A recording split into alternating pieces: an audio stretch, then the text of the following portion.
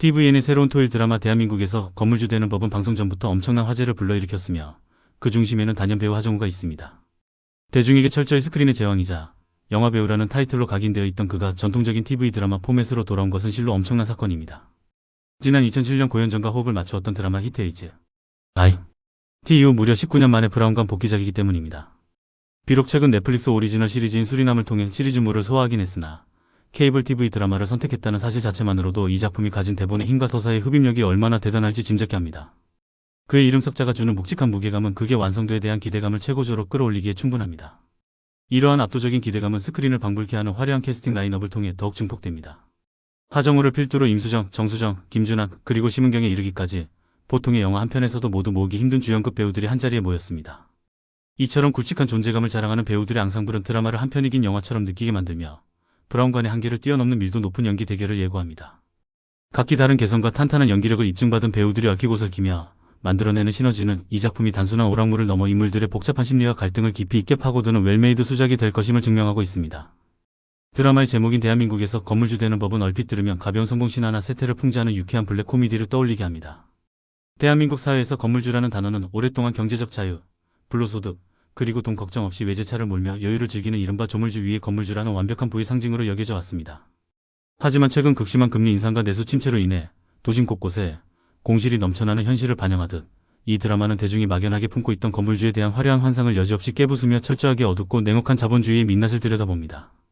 오만한 부자나 마음씨 좋은 임대업자라는 전형적인 편견을 비웃듯 하정우가 연기한 주인공 기수종은 하루하루 생존을 위해 발버둥 치는 처절한 생계형 건물주의 표본입니다. 그는 건물 관리인을 따로 두는 대신 매일같이 자신의 건물 관리실로 출근하여 굳은 일을 직접 도맡아 처리하는 고단한 일상을 보냅니다. 겉보기에는 번듯한 건물을 소유하고 있지만 실상은 눈덩이처럼 불어나는 건물의 대출 이자를 감당하지 못해 벼랑 끝에 몰려있는 위태로운 처지입니다. 오직 재개발로 인한 시세 차익만이 유일한 똥아줄인 상황에서 그는 이자를 막고 가족의 생계를 유지하기 위해 건물 관리 외에도 온갖 아르바이트를 전전하며 버티는 눈물겨운 사투를 벌입니다. 다소 유쾌해 보일 수 있는 제목의 뉘앙스와는 정반대로 실제 드라마의 전개는 코믹한 요소가 철저히 배제된 채 시종일관 무겁고 진지하게 흘러갑니다. 낭만이라고는 찾아볼 수 없는 팍팍한 현실의 무게가 화면 전체를 짓누르며 생존이라는 벼랑 끝에 내몰린 인간의 절박한 심리를 집요하게 추적합니다. 건물을 지키기 위해 자존심마저 버린 채 육체적, 정신적 한계에 부딪히며 고군분투하는 기수종의 모습은 오늘날 무리한 대출로 부동산 시장에 뛰어든 수많은 연글족들의 씁쓸한 현실을 날카롭게 투영하며 시청자들에게 강렬한 현실의 공포와 공감대를 동시에 선사합니다.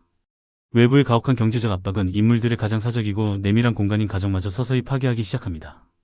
임수정이 연기한 기수종의 아내 김선은 경제적 궁핍 속에서 점차 남편에 대한 신뢰를 잃어가는 인물로 등장합니다. 벼랑 끝에 몰린 기수종의 비밀스러운 행보들은 김선에게 깊은 오해를 불러일으키고 그녀는 결국 남편을 끊임없이 의심하고 감시하며 이혼까지 준비하는 파국으로 치닫습니다. 경제적 붕괴가 어떻게 한 가정의 근간인 믿음을 갉아먹고 파탄에 이르게 하는지를 보여주는 이들 부부의 위태로운 모습은 극의 긴장감을 끌어올리는 중요한 심리적 도화선으로 작용합니다. 기수종 부부의 처절한 현실과 극명한 대비를 이루는 축으로는 정수정 전희경 역과 김준하 민할승 역 부부가 등장합니다. 전희경은 태생부터 엄청난 재력을 과시하는 부유한 집안 출신으로 기수종이 겪는 생존의 위협이나 돈 걱정과는 평생 무관한 온실 속 화초 같은 삶을 살아왔습니다. 하지만 완벽해 보이는 이 부부의 이면에는 치명적인 비밀이 숨겨져 있습니다. 남편인 민할승의 아내 몰래 감당할 수 없는 엄청난 규모의 사채를 끌어다 쓰며 파멸의 위기에 직면해 있는 것입니다. 이처럼 극과 극의 경제적 배경을 가진 인물들의 얽히고 설킨 비밀들은 앞으로 다가올 거대한 폭풍을 예고하며 서사를 더욱 입체적으로 만듭니다.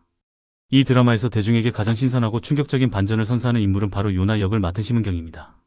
그동안 수많은 한국 영화에서 주로 밝고 명랑하며 사랑스러운 에너지를 발산해왔던 그녀는 이번 작품을 통해 무자비한 리얼 캐피탈의 실무자로 분하며 완벽하게 피도 눈물도 없는 빌런으로 탈바꿈했습니다. 드라마 초반부터 요나는 목표물에게 서슴없이 칼을 들이밀며 협박을 가해 강제로 도장을 찍게 만드는 잔혹함을 보여줍니다.